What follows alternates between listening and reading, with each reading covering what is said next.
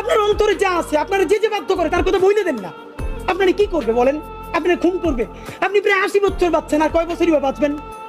আপনি কি খাবেন, কি বাঁচবেন? আপনি বরং যদি আপনার আর্মি মেরে ফেলে, আপনারা যদি ভারতীয় আধিপত্যবাদ গুলি করে, আপনাকে যদি হত্যা করা হয়, কিন্তু সেই রক্তের বিনিময়ে যদি আপনি শহীদদের রক্তের বিনিময়ে নতুন বাংলাদেশ গড়ে যেতে পারেন, আগামী 1000 বছর বাংলাদেশের মানুষ নামাজে প্রার্থনায় আপনার জন্য শুধু দোয়া করবে। ঠিক।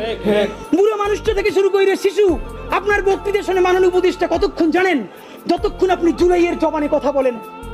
বাংলাদেশে গত 50 বছরে কোন রাষ্ট্রপ্রধানের 30 মিনিট 40 মিনিটের বক্তৃতা, রিক্সা চালক, ভ্যান চালক, সবজি বিক্রেতা, বিশ্ববিদ্যালয়ের প্রফেসর, ছাত্র জনতা আধা ঘন্টা বসে তার বক্তৃতা শুনে নজির নাই, যেটা আপনারটা হইছে। ঠিক। এটা কিন্তু আপনার চেহারা দেখে না। আপনি রাজনৈতিক দল করছিলেন, ফেরও করছেন, কিন্তু এইবার যে আপনার এই বাংলাদেশের পক্ষে হৃদয়